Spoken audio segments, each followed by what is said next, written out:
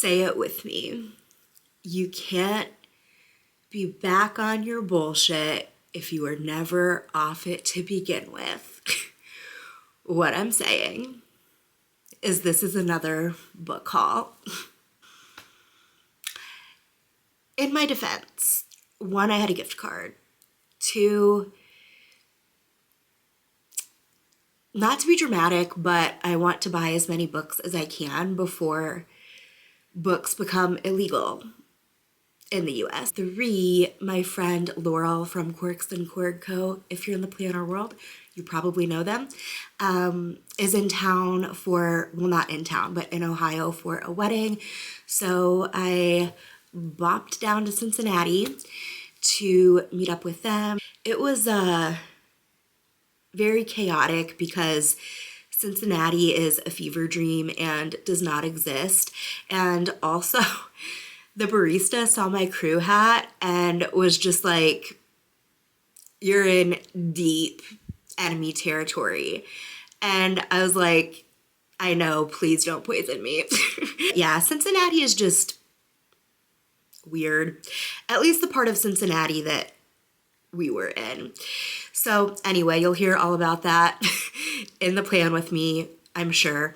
But anyway, it was a fun time and I went rogue. And I don't know how this happened because I was just throwing books in my bag with reckless abandon. And somehow my total was like $2 less than my gift card. So that worked out perfectly. All right, let's hop in with the books. First, we've got Dating and Dragons by Christy Boyce. I don't know if this is a continuation of Dungeons and Drama or if it's like in the same world. I don't really know. The cover was cute and I haven't even read Dungeons and Drama yet, but I know I'm gonna like it and I feel like I'm gonna like this one as well. So felt necessary to scoop. Also, this one's a signed edition, so it was very much a when in Rome situation. Next, we've got The Legacies by Jessica Goodman. First of all, it has a disco ball on it, so like obviously I was getting it. Second of all, I read The Counselors by her over the summer, and she was like an instant auto-buy author for me. I hauled her other 2 books in my last haul, and I don't know why The Counselors has such a hold on me, but I'm getting ready to film my best and worst of 2024 after this, and I think The Counselors might be a top 5 for me. And it's like rich kid legacies versus scholarship kids kind of vibes, and this seems right up my alley. So super, super stoked for this one as well. So next we've got The Future is Color by Patrick Nathan, and I don't know if I want to admit this on the internet, but I didn't read the back of this or the blurb or anything. I was just like, short shorts and a butt, I'm in. But I just read the inside jacket and it actually seems really good. So I guess it takes place in post-World War II America through the eyes of a queer artist. So next I've got a couple Lynn Painter Barnes & Noble special editions. First, we've got Better Than the Movies, which it's so freaking cute. This was my favorite book of 2024. Spoiler alert for that video. But yeah, this book is my Roman Empire, and then obviously had to get the do-over because it's just so freaking cute. I haven't read this one yet. I think I got it in my last haul, but look, a special edition is a special edition, and these were too cute to not impulse buy, so it is what it is, I guess. All right, so next I've got Water Moon by Samantha Sotomayor, and first of all, stunning cover, so pretty. And there are instructions inside so you can like take it off and fold it into an origami boat.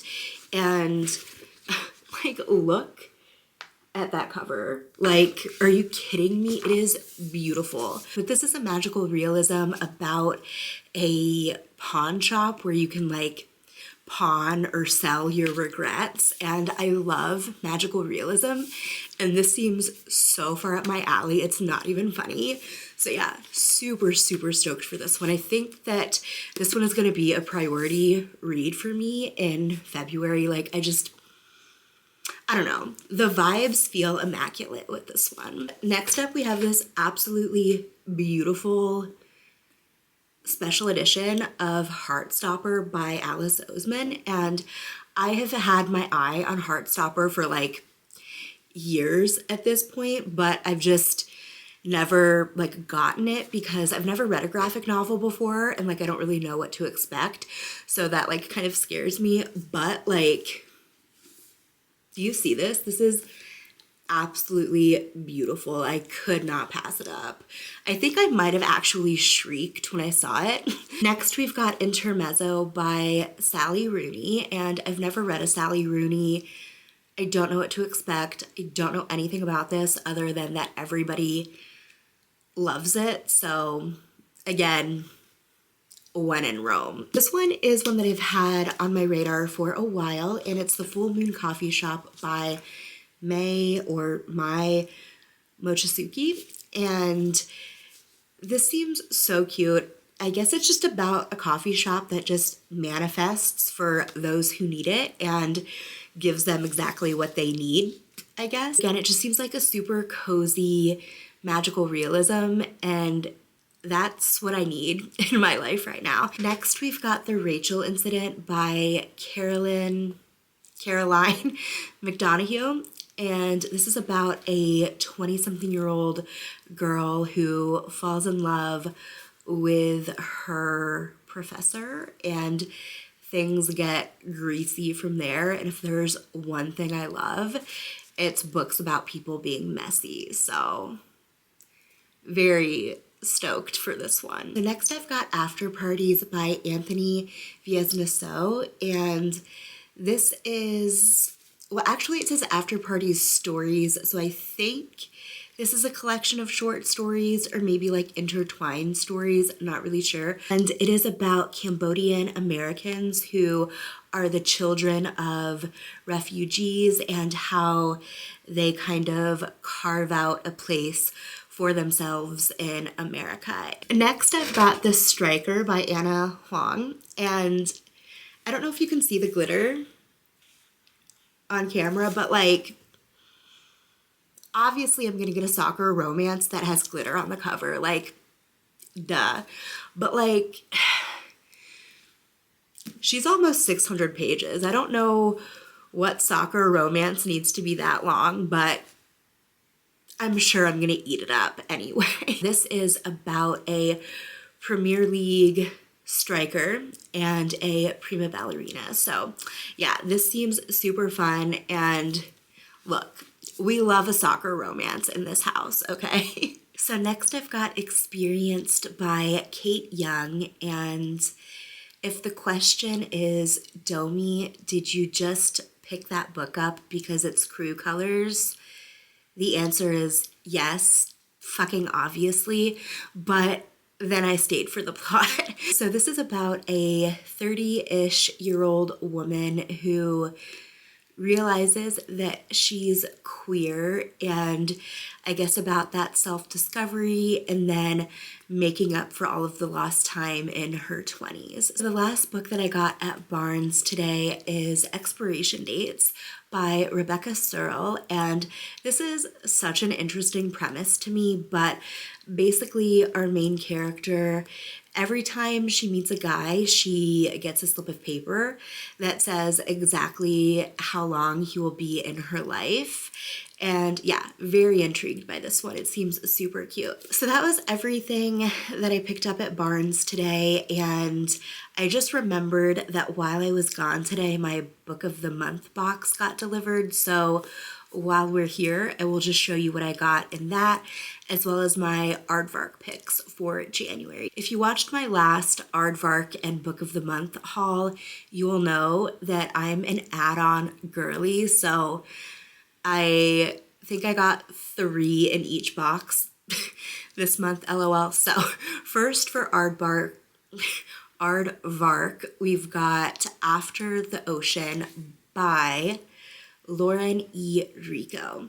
And first of all, beautiful cover, but this is about a woman whose husband goes missing the weekend of their marriage, and she gets a call 30 years later after she already has a fully established life without him that he may or may not still be alive. So next for Aardvark, we've got Unromance by Erin Connor, and this is about a romance writer who has writer's block ever since she got broken up with, and an actor who is a hopeless romantic. He enlists her to, I guess, cure him by ruining him with every rom-com trope, and I assume they fall in love because it's a rom-com. So the last book that I got from Aardvark this month is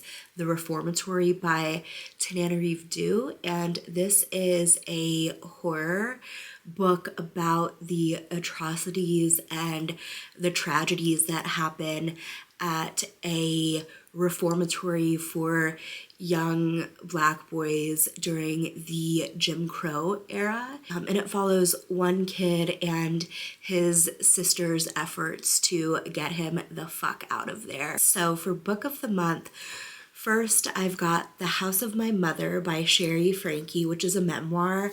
And I don't typically buy memoirs because nonfiction just is not typically my thing. But I feel like after the absolute hell that she and her siblings went through, the least I could do is get and read her memoir. But if you don't know, she grew up on a family vlogging channel, and her mother, Ruby Frankie, is a vile, disgusting piece of shit, and I hope she rots in prison. Like, she tortured these kids to the point where the 2 youngest kids almost died. Like, just absolutely vile, disgusting shit. After her siblings were rescued and the story broke last year,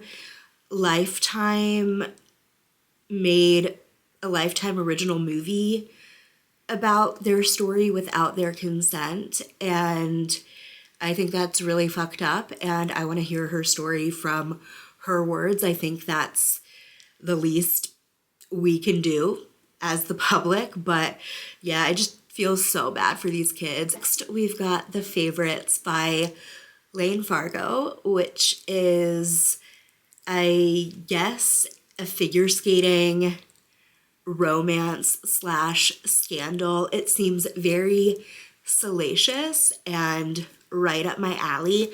I feel like the figure skating world is so mysterious, but I feel like there's always something going on in it. And I feel like this is one that I'm gonna absolutely eat up. All right, so, and then the final book for this haul is Pictures of You by Emma Gray. This is about a woman whose husband dies in a car crash. She is injured, has amnesia, does not remember him, and her high school best friend is the only one who can kind of like help her piece things together, but then it also seems like it might be a second chance kind of vibe for the two of them. So anyway, that was my haul. I wish you guys could see my floor right now because it's just a pile, and also probably shouldn't admit this on the internet either, but there's still a little pile from my last haul on the floor, LOL. So anyway, I'm about to do a bookshelf tour this weekend too, and I don't know what the fuck I'm gonna do with any of these books. All right. Thank you for watching. Thank you for hanging out, and I will see you in the next one. Later days.